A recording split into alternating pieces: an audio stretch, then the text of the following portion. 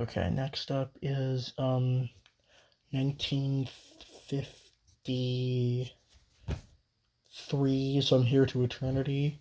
It's a World War II movie. Really good cast. Frank Sinatra, Montgomery Clift, Burt Lancaster. They were all amazing. Great performances. But I think that's like the weakest element of it is just the story. Story is not all that interesting. Um, I don't know why this is considered one of the greats. Aside from the performances, it's just not it's just not all that interesting, not all that engaging. But I didn't know how small Frank Sinatra was until I saw this film. He was a skinny guy back in the 50s, like really skinny. How he could sing like that, I'll never know. Um, but yeah, it's a good movie, but it's not one of the greatest of all time. It's not life changing. Uh, 7 out of 10. Next is Gigi from '58. Oh god, this movie's garbage. It's like a pseudo musical, but every song is poorly sung, poorly written, and very uneventful. It's got some low key, like, pedophilic themes, because the main character, Gigi, is 16, and she marries a guy. She falls in love with and marries a guy who's 33. And there's literally a song called "Thank Heaven for Little Girls," sung by this old dude, and I'm like, what the fuck? Yes, and no, this is a really, really bad movie, even from like a filmmaking and acting level. It's just really bad. Um, has the same lead actress as an American in Paris, actually. She's still alive. I don't remember her name, but she's one of the few left from the golden age. She's still alive. Um, yeah, no, this is like a 4 or 5. This is a 5 out of 10. This is not worth your time. Um, Next is West Side Story from 1961. Really, really good. It's quite amazing music. A lot of long dance numbers, but that's kind of the point.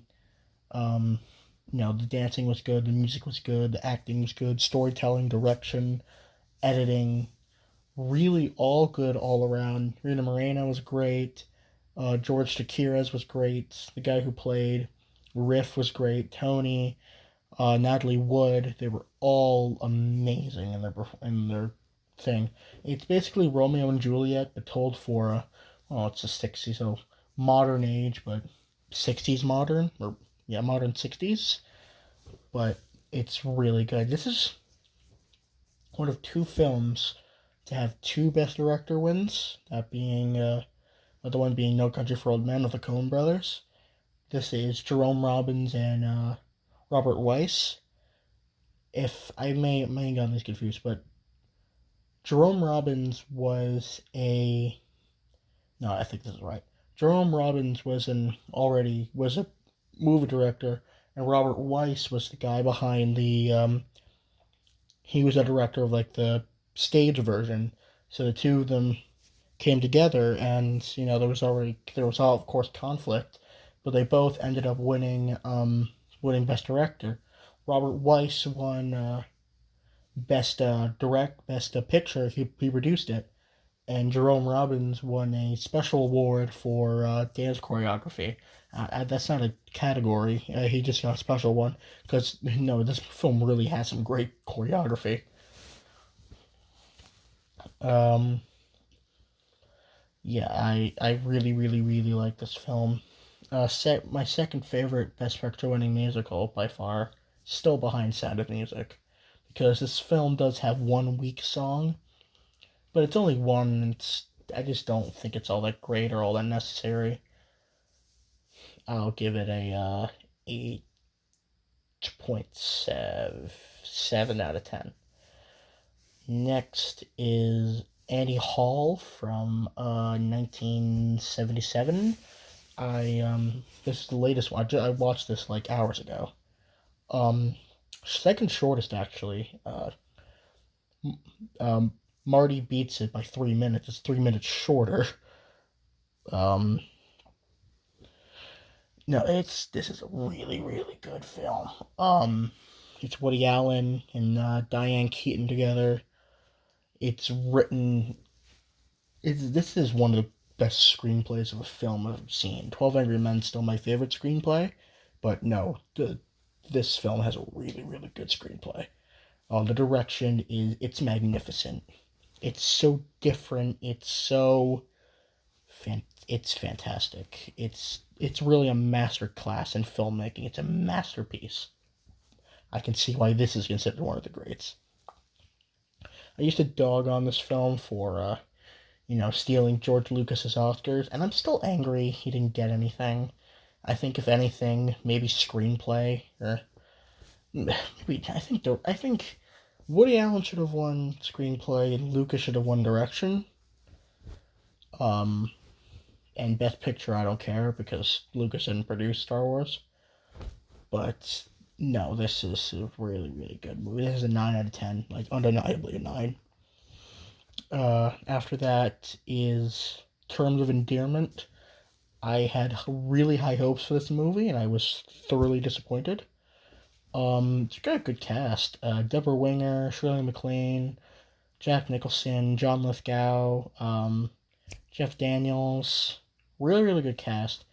But, like, the story is not good. It's not all that interesting. The direction, how this won Best Picture or Best Director, I'll never know. The direction is kind of bland, kind of boring. Um, the whole emotional. People say it's a tearjerker, but I don't see why. Like the story, like the ending about, oh look, oh we're crying because my daughter's dying. Like I don't believe any of the connections between any of these characters. I don't feel anything. Nothing. I don't feel anything for any of the characters whatsoever. So I didn't like this movie. It's a chick flick, and chick flicks really aren't supposed to win Best Picture, but here we are.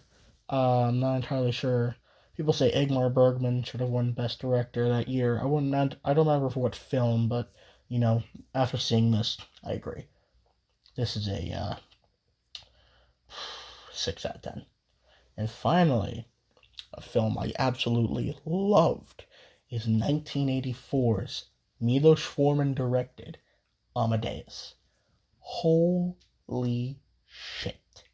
What a amazing movie. It tells the story of is it Wolfgang or Wolfgang? I don't know, Wolfgang, Wolfgang. It tells the story of Wolfgang Amadeus Mozart's life, told through the eyes of, I don't remember the name of F. Murray Abraham's character, but this is a great movie. Every scene. I mean, it's all Mozart's music, obviously. Maybe it's some of the F. Murray Abraham's characters' music too, but it tells the story. It tells jealousy, rage, revenge, triumph. It's so good. Every scene is scored amazingly. The emotions are perfectly conveyed. The way it's told is amazing. The acting is amazing. F. Murray Abraham won Best Actor for it, and I'm damn happy he did. Tom Holtz was also great, but no, he couldn't even touch Abraham. He was so good. Oh my god. I just want to say, the girl who played, I guess woman, the woman who played Amadeus's wife in this film, she is, she was in the film absolutely adorable. She's adorable. I love her. She's one of the best elements. But no, this is a very compelling story, very gripping, great, amazing, amazing film. And I'm gonna dish out another one of my coveted 10 out of 10s. It's just Milos Forman. God damn, he knows what the fuck he's doing. Best part about this is that same producer as One Flew Over the Cuckoo's Nest and The English Patient. So yeah, no, this is really, really, really good, really good, really good. Okay, that's another 10 for you. I only have 15 left. Two from the 20s.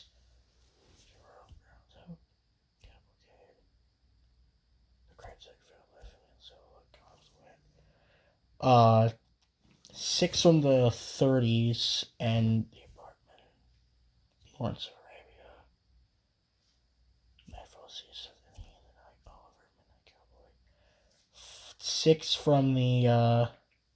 Six from the 60s and one from the 90s, which is Schindler's List, and I'm saving that for one of the last ones I watch because I've heard exclusively good things about it. The last three I'm gonna watch, and I think those three are gonna get their own separate video, are in this order: Schindler's List, Lawrence of Arabia, and Gone with the Wind. Those are the last three I'm watching. The other ones I don't care. So yeah, that'll be it. See you folks. We're almost done.